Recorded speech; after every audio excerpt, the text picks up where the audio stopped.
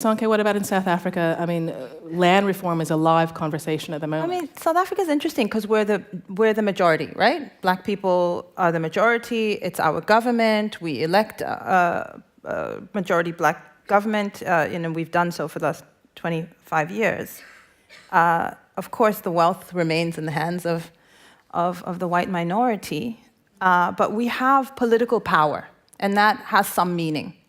But we hedge around managing white anxiety, both within South Africa, but because of the connection between the protections of international whiteness that I spoke about earlier, what happens is white anxiety within South Africa spreads to the global markets, right? So from the very beginning, the South African negotiated settlement was about managing white people's anxiety about what they would lose when apartheid ended.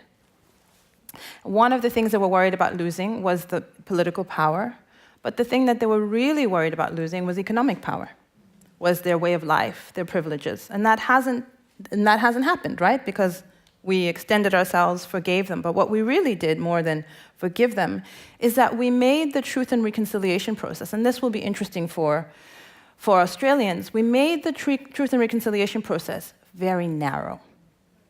So the reason why apartheid was a crime against humanity is because it was a crime against every single black person who lived in the country. It was an affront against us, right? You couldn't drink at the water fountains, you couldn't live in this area, you were issued a passport for a fake country. We talk about fake news now. South Africa created fake countries, these Bantustans that were not real, figments of the apartheid imagination to say black people belong in tribes that black people had not lived in or belonged to for many years, right? So because of the way that apartheid affected every single black person, it was a crime against black people, it was a crime against humanity. In the TRC process, what we did was we defined crimes as families that had specific human rights violations against them.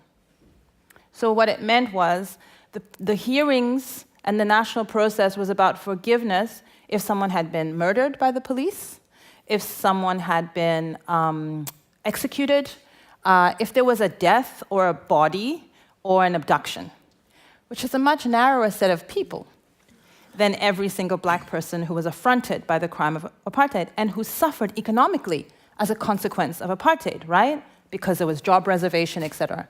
So what it's meant is that we negotiated our way into white people's privilege being upheld at the expense of the vast majority of black people, because we never put into the TRC process what we should have, which was, how do we make reparations, how do we calculate the cost of black people continuing to live very far from the economic center?